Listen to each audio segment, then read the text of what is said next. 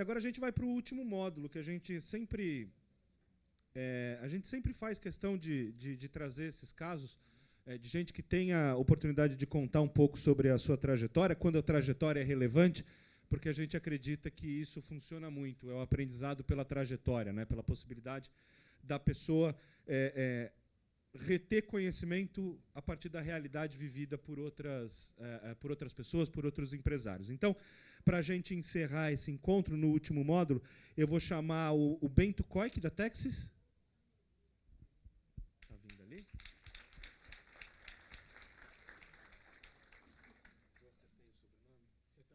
Eu acertei, eu perguntei para ele se eu acertei o sobrenome, e, enfim. O Rafael Klein. É Roix, Rafael? Roix, acertei de novo, 2-0.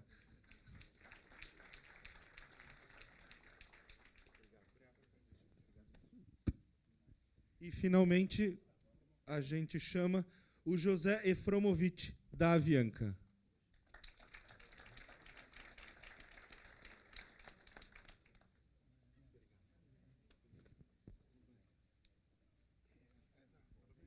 Lembrando que vocês podem continuar mandando perguntas para a gente. E depois é legal, eu falei da ficha de avaliação, né, que está aí dentro. Seria legal, de verdade, vocês preencherem, porque isso ajuda a gente a pensar os próximos eventos, né, o que a gente vai fazer, como a gente vai fazer. Então, é muito importante. Preencham lá e sejam sinceros mesmo, até para criticar a mim. Bom... Obrigado pela presença de vocês mais uma vez. E eu vou começar... a pergunta é para os três, eu vou pedir que o Bento comece. E eu queria que vocês contassem como é que foi, copiando um pouco a Endeavor aqui, acho que todos vocês conhecem. Bento, conta para mim um pouquinho como é que foi o primeiro dia na empresa de cada um de vocês. Como é que foi esse primeiro dia e o que vocês... O caso do José Efromovich, que vem de uma série de empresas, ele pode escolher o negócio que ele achar mais interessante. Eu não quero ser cortado no tempo, então. Não, vamos ficar até às 6. Mas, Bento, começa contando para a gente. Primeiro dia, como é que foi? Tá bom. Inicialmente, queria contar qual que é a minha empresa, né? Que Isso, é a lógico. Texis. Nós somos o maior fabricante de pás customizados para turbinas eólicas. Não sei se vocês sabem, cataventos, né, que aproveita a energia do vento para gerar eletricidade, e a gente fabrica as pás, que eu gosto de acreditar que é o componente, na verdade, o componente principal da turbina eólica, é aquela que vai definir a eficiência da turbina e que vai definir a durabilidade. E até que a gente está localizado em Sorocaba, e de lá a gente fornece pás para o mundo inteiro. A gente, nos Estados Unidos, temos 30% do mercado, 30% a 40% do mercado. Vários anos a gente chegou, então a gente é o líder absoluto dos Estados Unidos. Então, de todas as turbinas que se vêm lá, 30% tem pás nossas, mas tem pás na Europa, no Japão, enfim, no mundo inteiro. A gente tem 8 mil funcionários e um faturamento na ordem de 700 milhões de dólares. O meu primeiro dia, eu vim do setor quer dizer assim, eu sempre quis ter uma empresa, e eu me preparei. Eu achava que eu queria ter uma empresa de base tecnológica, me preparei ficando um período em pesquisa. Eu escolhi a parte de materiais compostos, né, como base tecnológica que eu queria.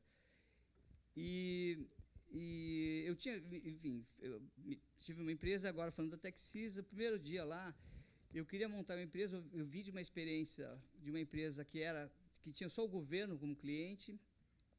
Foi uma experiência muito importante do ponto de vista tecnológico, mas do ponto de vista de mercado, era só um cliente, e eu queria uma coisa. Então, aí eu resolvi mudar. Achei que aquilo era diferente do que eu queria. E no primeiro dia da Texis, o que a gente queria? Eu e mais 2 sócios, a gente queria ter uma empresa que tivesse um mundo como mercado. A gente queria estar no mundo. E queria que a tecnologia que a gente dominava fosse o grande diferencial dessa empresa.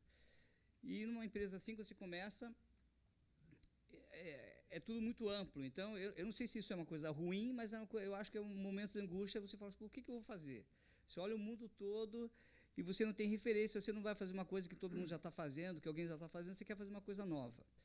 Então, eu acho que essa angústia de você buscar alguma coisa, ela é, acho que, talvez um momento difícil, marcante no primeiro dia. Mas, por outro lado, a gente teve muitas coisas boas. Assim, quando a gente conseguiu um contrato na Alemanha, então a gente começou já com uma coisa que eu acho positiva e muito importante para as empresas brasileiras que querem ter o mundo como mercado, é você estar exposto para um cliente extremamente demandante, e o nosso cliente, no caso a Enercon, era uma empresa, eles eram muito demandantes, muito exigentes, muito sofisticados. Então, para nós foi uma sorte ter um cliente assim, muito difícil, mas ao mesmo tempo que foi uma base importante. E que eles, naquele momento que eu fui visitá-los e fazer prospecção, eles tinham um fabricante alemão que estava se propondo a fazer as pás para eles. Então, a Enercon estava no momento que queria terceirizar as pás e tinha um fabricante alemão querendo fazer isso e estava tendo dificuldade para fazer isso. E foi o momento que a gente chegou lá e, enfim, ele resolveu fazer um teste com a gente. Então, a gente já também nasceu exposto para um concorrente que estava do lado dele. E o que nós queríamos fazer era fabricar essas pás, que na época já eram grandes, já tinham 20 metros de comprimento, e atravessar o Atlântico e ser melhor que o fabricante alemão. Então, essa era a nossa proposta, e foi assim que a gente nasceu. E, no final, deu certo. Achamos que sim. Não achamos, os números comprovam. Rafael, conta pra gente. Sua trajetória ela é mais recente, né, como efetivamente dono, mas você pode falar também, a gente sabe bastante sobre isso. Como é que foi o primeiro dia? Bom, obrigado a todos pela presença, obrigado pelo convite. Vou falar da minha trajetória da Roiex, que é a empresa que eu fundei, que é uma empresa de audiência. Eu estou pensando aqui, quando foi o primeiro dia, né? Que o primeiro dia, eu não sei se é o dia que você teve a ideia, ou o dia que você fundou a empresa, que você recebeu o CNPJ, mas eu vou falar um pouco de como nasceu a ideia, depois eu entro um pouquinho na empresa, acho que é o melhor caminho. Bom, a Roiex nasceu de uma frustração que eu tinha com o mercado. Eu vindo do mercado publicitário, eu tocava a verba da Casas Bahia, a maior verba do Brasil, e eu tinha uma frustração muito grande, aquele velho ditado, os ditados são sábios, o que estava aqui, o mineiro, eu concordo 100%, acho que o pessoal do interior tem uma habilidade de resumir isso em ditados, e acho que todos os ditados são muito sábios. Aquele que você gasta 50%, você gasta verba publicitária, só que você não sabe qual dos 50% funciona. Isso eu senti na pele quando eu estava tocando a Casas Bahia, a verba de marketing na Casas Bahia. Eu falei, não dá mais, é impossível, eu não consigo viver com isso. Eu preciso criar alguma ferramenta que me ajude a mensurar melhor a minha audiência, aonde eu estou indo, e o retorno sobre investimento, que é o nome da empresa. A Roiex é retorno sobre investimento. E aí, eu gosto muito de viajar para aprender. Fiz uma viagem com um grupo para a Califórnia, passei um tempo no Google, passei um tempo na Microsoft, e lá vem um estralo. Então, acho que esse foi o primeiro dia da ideia, não o primeiro dia da empresa. E nesse eu falei, poxa, eles estão fazendo uma coisa muito bacana aqui, que é a gestão de cookies, uma coisa mais complexa, que hoje já está até um pouco obsoleto, e não tem ninguém no Brasil fazendo isso de uma forma bem estruturada. E eu segurei essa ideia um bom tempo. Eu falei, bom, tenho a ideia, né, que acho que foi a parte de inspiração. Agora vem a parte da transpiração. Como é que eu executo essa ideia? E aí, voltei para o Brasil, reuni algumas pessoas que eu conheço, um conhecido que cruzamos o caminho diversas vezes, que tem uma empresa de tecnologia, um outro que veio do meio publicitário, uma pessoa uma pessoa mais administrativa que eu conheço já há mais de 30 anos, então tenho 36, então já dá para crescemos juntos, uma pessoa de muita confiança, um amigo meu. E eu falei, olha, essa é a minha frustração, eu tenho esse problema, eu tive essa ideia, como que a gente resolve? Daí tinha uma garagem abandonada na rua Groenlândia, e nós passamos praticamente um ano debatendo sobre como implementar essa ideia. Então, o primeiro dia, não vou falar que teve um dia específico, mas foram semanas, meses, para entender exatamente o que nós queríamos, montar um planejamento, porque acho que a execução é fundamental quando você tem uma ideia que você pode mexer com uma indústria como um todo. Então, foi mais ou menos assim. E aí, a partir de quase um ano na garagem, a gente falou, quer saber, vamos criar uma sociedade, chamamos advogados e tudo mais, criamos sociedade, acordo de acionistas, tudo bonitinho.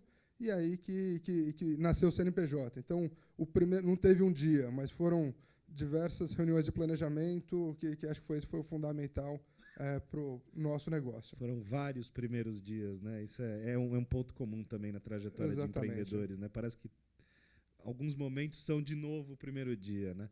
José Fromowitz, fala um pouquinho para a gente da tua trajetória e esse tal primeiro dia, ou primeiros dias. Obrigado pelo convite, Daniel. Obrigado a todos.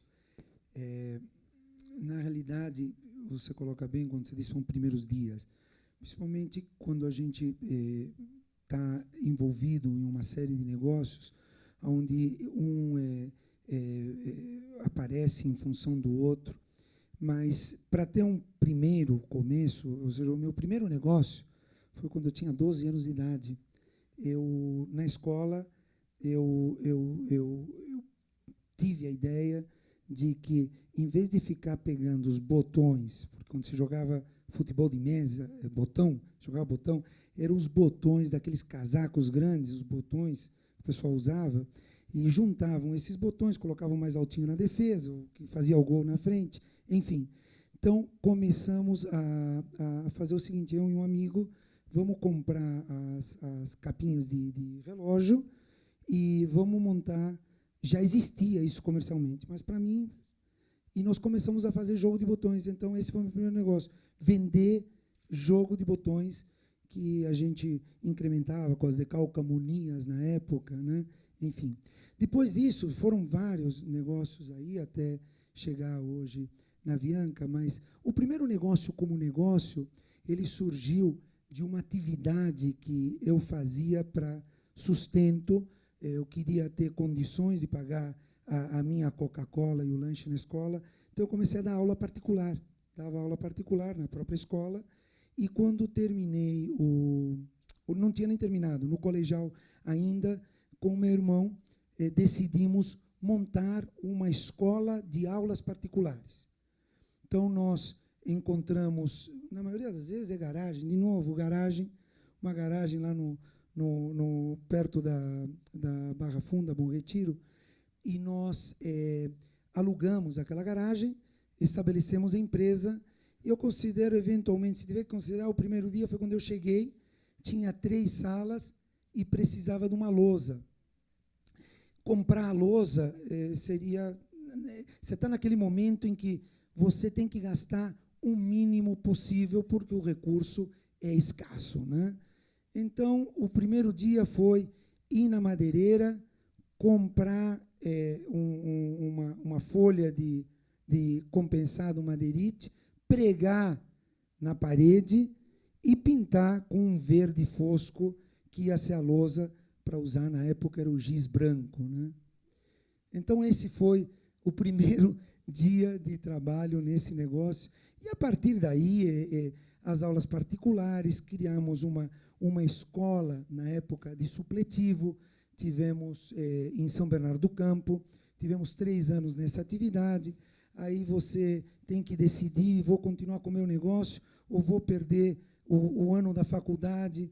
A opção foi sair do negócio, vendemos a escola, concluímos, tanto eu quanto o meu irmão, a faculdade. Fomos trabalhar, ele numa empresa, eu numa outra empresa, por 3 anos, e em 1975 recomeçamos a nossa vida empreendendo com, novamente, uma nova garagem, com produtos para radiografia industrial. Fazíamos letrinhas de chumbo para poder identificar as radiografias. A partir daí, começamos a fazer o trabalho de radiografia, começamos a trabalhar para a Petrobras com inspeção em refinarias, oleodutos, gasodutos. Aí veio uma oportunidade de operar com plataformas, barcos de apoio às plataformas, e depois, em função desse trabalho na área de petróleo, em Macaé, no estado do Rio de Janeiro, surgiu a oportunidade de olha só, surgiu oportunidade, eu vou repetir, porque nós tínhamos prestado um serviço lá no Rio de Janeiro, e o nosso cliente não tinha dinheiro para pagar, né? Então, como é que surge uma oportunidade quando ele não tem dinheiro para pagar? Ele tinha um aviãozinho, um King Air. E aí eu digo, surgiu a oportunidade dele pagar a dívida dele com um avião King Air, um bimotor, turbo-hélice. E, a partir dele, nós criamos um táxi aéreo, que, a partir desse táxi aéreo, virou uma empresa aérea regional e que depois virou... aliás, como regional, nós adquirimos a Avianca Internacional, que ela estava em recuperação judicial em 2004, na Corte de Nova York. Aí a gente adquiriu a Avianca lá fora. Enquanto isso, essa empresa no Brasil, que chamava Ocean Air, aliás, até hoje chama, foi crescendo e, a partir de 2010, nós passamos a usar o nome de Avianca também. Então, teve vários dias, e não é que você chega e é o primeiro dia, você já está lá, então as coisas vão acontecendo. Então, foi dessa maneira, assim, rapidamente. Não, muito bacana. Tem até uma pergunta aqui que já vou fazendo, que é do Rui Igami, eu acho que é isso, se eu errei, me desculpe. Que era uma pergunta que eu ia fazer, então ela é para o Bento, mas eu vou transferir também para os nossos outros dois convidados.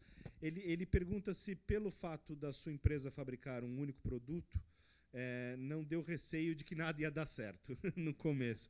E aí a pergunta que eu faço para vocês é, vocês já pensaram em desistir? Chegou um momento em que vocês pensaram em desistir, ou pensa todo dia, ou nunca pensou? Bento, começa respondendo, depois a gente transfere.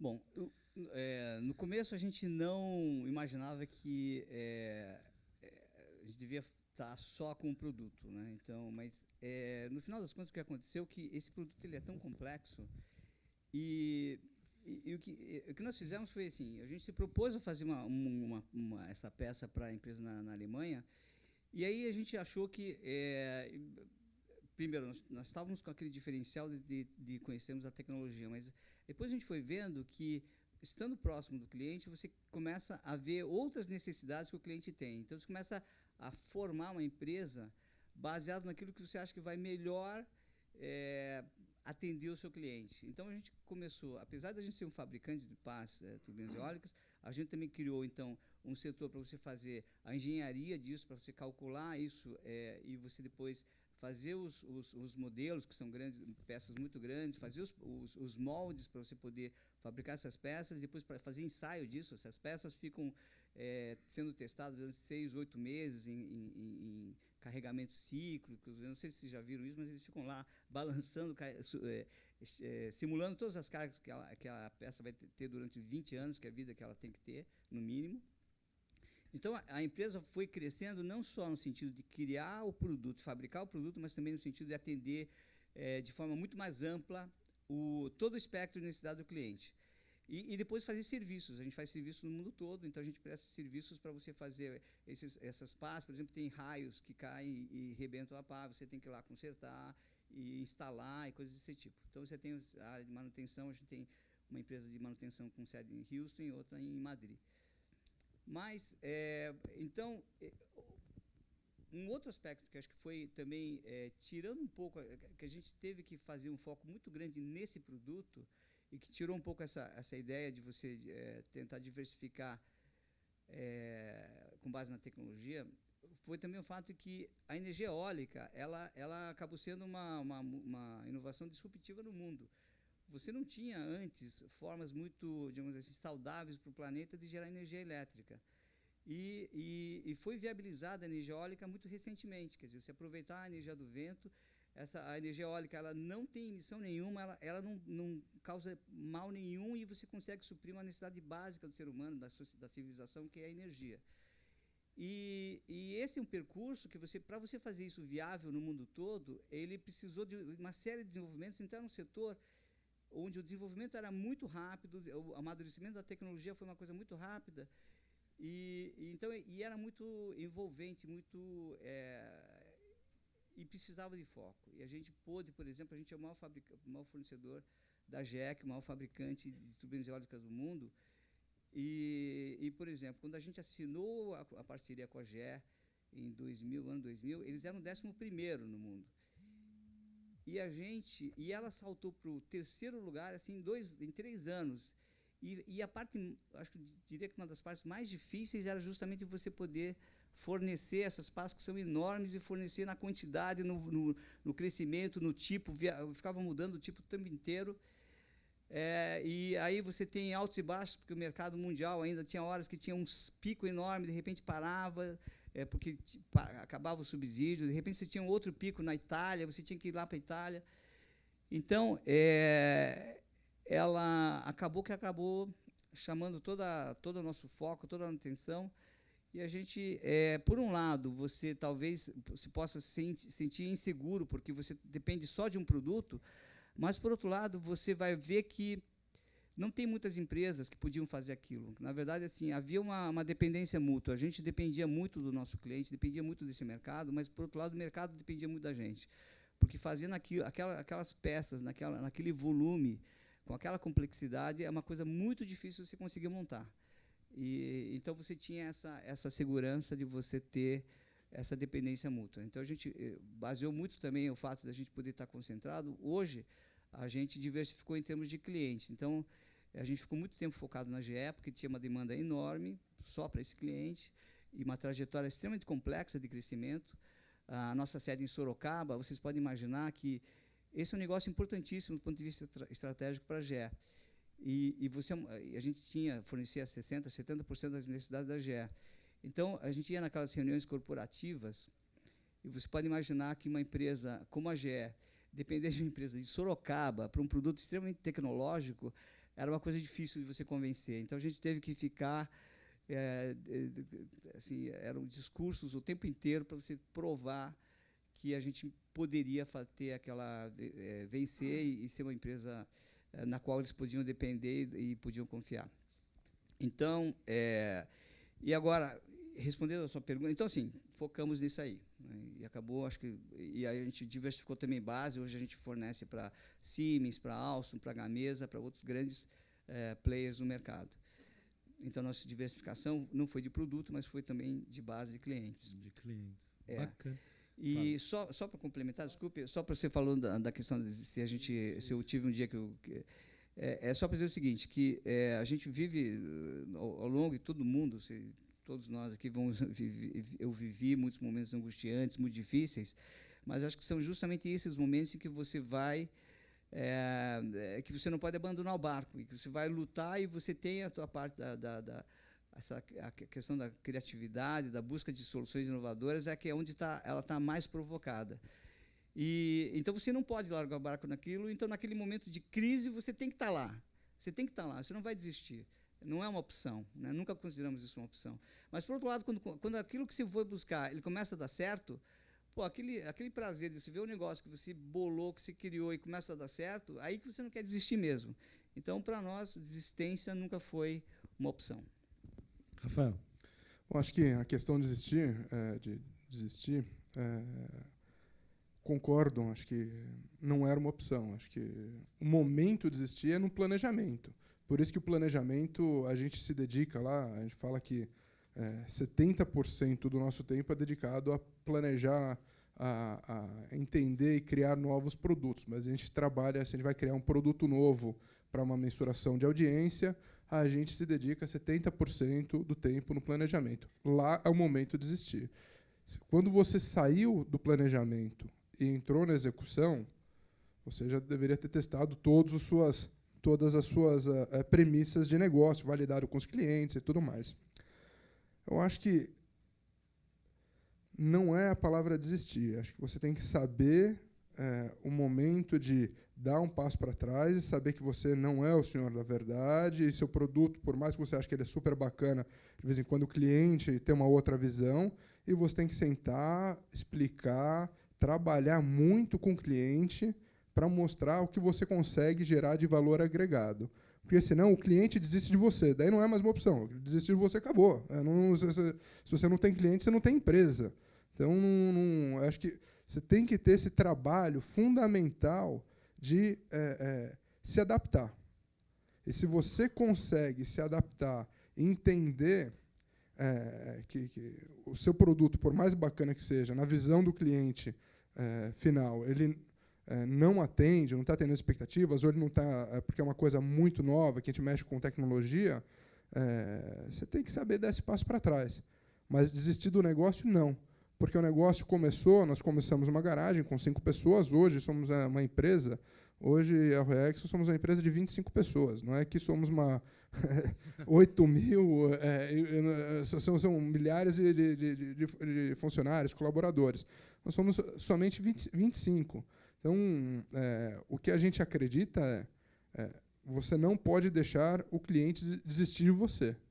Isso é fundamental. E como você consegue isso? Mostrando que você é diferente. Eu acredito que tem 2 tipos de empresa, porque startup, para mim, todo fala startup, realmente está muito na moda. Startup nada mais é do que um projeto de vida que você tem. Que pode ser um projeto de construir uma casa, pode ser um projeto de construir uma empresa. Então, eu acho que você tem 2 jeitos. E, por exemplo, quando você decide por um projeto, decide por uma startup, você pode pegar o caminho de, olha, eu vou fazer o que o meu concorrente faz, só que vou fazer mais barato. Aí um exemplo clássico são as operadoras de telefonia, se matando aí, querendo ganhar market share, ou eu quero fazer um negócio diferente, eu quero fazer uma coisa que ninguém faz. E foi esse caminho que nós optamos em fazer. E é um caminho muito mais difícil. Mas você precisa garantir que no seu planejamento você valide tudo, porque você ser uma empresa inovadora, ser uma empresa que vai pensar fora do envelope, é muito difícil. Não é fácil você começar uma empresa do zero. Então, o momento de desistir é no planejamento. Passou o planejamento, disciplina da execução. Todo dia você tem que ter o seu ritual. O ritual tem que estar lá todo dia. Eu gosto de checar, a primeira coisa que eu faço, eu aprendi com o meu avô, eu gosto de checar o caixa da empresa. Então, todo dia, sabe que quanto é o caixa da empresa, quantas são contas a pagar e contas a receber. Depois eu entro no negócio como um todo. Mas desistir, para nós, jamais. José Framovich, completa para a gente, por favor.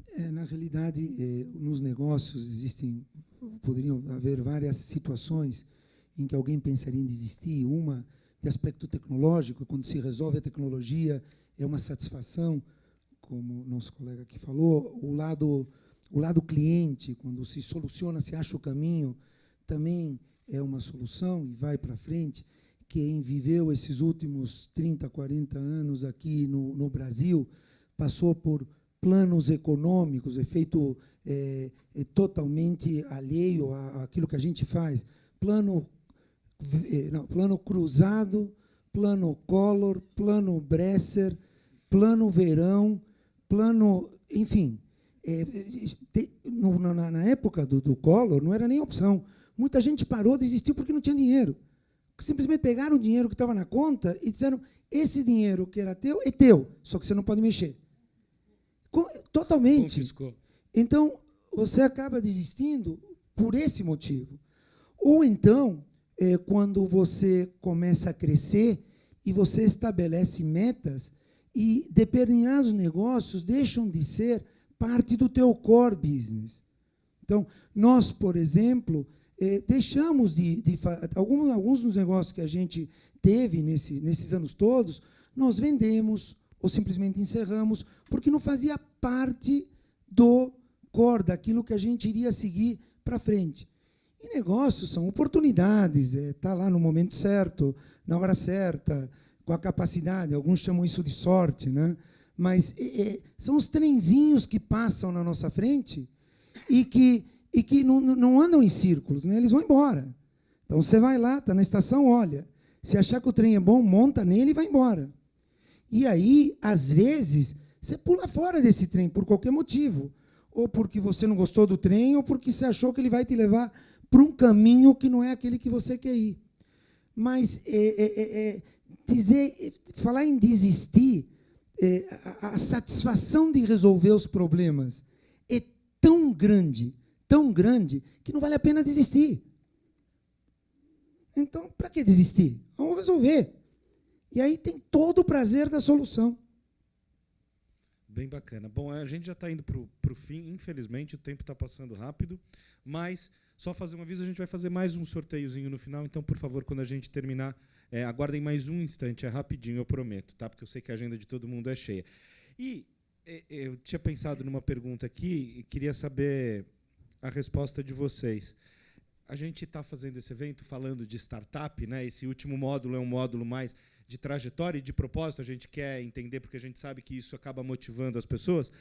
E sendo uma startup ou sendo uma empresa, entre aspas, tradicional, acho que essa pergunta cabe. O que vocês acham, na opinião de vocês? Acho que o Rafael pode começar respondendo essa. O que é preciso hoje para empreender no Brasil? É talento? É vocação? É coragem? É tudo isso junto? É nada disso? Responde para a gente a tua opinião a respeito disso, Rafael. Eu acho que para empreender no Brasil, uma coisa que meu avô sempre, você falou, me refiro a ele porque eu acho que meu avô é uma pessoa genial. Ele conseguiu fazer um mega negócio do nada. E eu acho que a maior coisa que ele consegue passar é humildade. Então, eu vou falar um pouquinho aqui da humildade. Acho que a humildade é fundamental para qualquer empreendedor. Você tem que saber, você não é o senhor da verdade, que sua ideia pode ser que você mude uma indústria, pode ser que demore 1 ano, 5 anos, 10 anos, ou, como meu avô, 40 anos, trabalhando muito. Mas humildade é uma coisa que eu acho fundamental. Sem isso, se você perder isso, na minha visão, você não consegue chegar a lugar nenhum. E dentro da humildade, uma frase que a gente tem lá dentro da empresa é: seja rigorosamente flexível, porque tudo muda e você tem que mudar com o mundo. Não adianta você querer trilhar seu caminho, só que você está vendo que está todo mundo indo para a direita. Acho que no mínimo que você tem que fazer é parar e se perguntar por que está todo mundo indo para a direita. Não é que eu vou para a direita, pode seguir para a esquerda seja o melhor caminho, mas se pergunta, garante que a sua ideia é muito boa, que é uma ideia que na minha cabeça tem que ser uma coisa de inovação, mas entenda que você precisa de muita transpiração, não é só a inspiração, precisa de transpiração. Então, é uma combinação de coisas. Acho que a humildade, ser flexível, mudar os planos conforme necessidade, porque acho que você não pode perder o foco do seu negócio. Mas você tem que se adaptar. Acontecem coisas no mundo que você não tem controle. Você vê o que está acontecendo agora na Europa, até alguns anos atrás era o problema nos Estados Unidos, e você tem que saber se adaptar. E como isso impacta o Brasil e a China. Então, eu acho que ser rigorosamente flexível é um ditado que a gente usa lá dentro, fundamental. E a humildade é ter pessoas humildes do seu lado. E você tem que saber... uma coisa que eu aprendi bastante é ter pessoas mais competentes que você, próximo a você. Na minha visão, se eu pudesse, acho que terminando aí a minha linha de raciocínio, eu não sei tudo. Eu ouvi uma frase muito boa do presidente do Grupo Positivo, e ele fala o seguinte: todo mundo é ignorante, só escolha o assunto. E você tem que saber isso daí. Eu sou ignorante em mandar um foguete para a Lua. Ele sabe, ele deve conseguir. Mas ele consegue voar, eu não consigo voar. Então, todo mundo é ignorante. Só escolha o assunto. Você tem que saber isso. E para isso volta na sua essência de ser humilde. É fundamental isso daí. E quando você consegue colocar pessoas, eu acredito que eu tenho uma parte, uma pessoa que toca a área administrativa da empresa melhor que eu consigo tocar. Eu acredito que eu consigo. O meu CEO é um CEO americano. Eu consigo entender que esse CEO ele é mais competente do que eu em procurar novas tecnologias. E você tem que conviver bem com isso. Não é uma ameaça ter pessoas mais competentes que você. Faz parte de gestão, faz parte de liderança. E isso, para pequena e média empresa, é fundamental. Então, quando você vai trazer alguém para ir na sua empresa, você tem que acreditar que a pessoa que está vindo, ela tem que ser mais competente do que você naquele devido assunto. E para isso precisa ser muito, muito humilde. Então, acho que esse é o meu resumo. Muito obrigado. Bacana. José Fromovich, é uma mistura de um monte de característica ser um bom empreendedor? Eu acho que o Rafael colocou bem. Eu talvez acrescentaria dizendo que eu não conheço muito, para falar a verdade, eu não conheço nenhum empreendedor bem-sucedido que começa a trabalhar às 8 e termina às 5 da tarde. Não conheço. Cara, enfim, eu diria que trabalho é necessário, principalmente quando vai empreender. O dinheiro é curto, você tem que buscar dinheiro. Então, você é o idealizador da ideia, você tem a ideia, você vai fazer o contas a pagar, o contas a receber. Você vai fazer muitas funções para poder viabilizar o teu negócio, até pela própria falta de recurso. Isso faz com que essas funções, que são, às vezes, administrativas no início, você as faça à noite, enquanto está todo mundo assistindo o Jornal Nacional e a novela das 9. E mais do que tudo isso, ou eventualmente acrescentando a tudo isso que foi falado, eu acredito que o grande ponto de empreender é paixão. Apaixonar-se por aquilo que quer fazer e se dedicar com todo o afinco, com todo o amor possível para aquilo e bastante trabalho. Bacana. Bento, complementa para a gente, por favor. Bom, então eu concordo plenamente com o que foi dito, eu só vou complementar. Eu acho assim que, ainda mais falando do Brasil, você precisa realmente estar apaixonado, como diz o Abramovich, precisa estar apaixonado e você precisa, então, descobrir aquilo que realmente te mobiliza, aquilo que você tem prazer em fazer, porque aquilo que vai te sustentar e que vai te puxar para os momentos de angústia, momentos de dificuldade, que vai te fazer puxar pelas horas aí da madrugada. Então, é importantíssimo. E aí você tem um contexto, todos nós sabemos que o Brasil não tem condições ideais, acho que nenhum lugar do mundo tem as condições ideais, mas você precisa ter essa força mobilizadora. Eu tenho paixão por resolver os desafios, acho que todos nós, e estar preparado para isso. Então, no meu caso, eu queria colocar também para pontuar, eu acho importantíssimo que, para empresas que queiram vencer e olhar o mundo como mercado e queiram vencer globalmente, eu acho importantíssimo, e o Brasil pode ter um lugar importante nisso, quer dizer, pode ter um papel muito importante nisso, muito melhor do que está tendo hoje. A gente precisa ter escolas de primeira linha, a gente precisa estar atento à preparação de todos nós. E acho que isso é outro ponto que eu acho fundamental. Se você tem paixão, você tem que estar preparado também. Eu diria que a gente está investindo, e cada vez mais investindo no autodesenvolvimento, e você ser capaz de se lançar e acreditar naquilo que você está fazendo. Então, e quanto melhor se preparado você tiver, mais chance de sucesso e mais chance de você perseverar naquilo.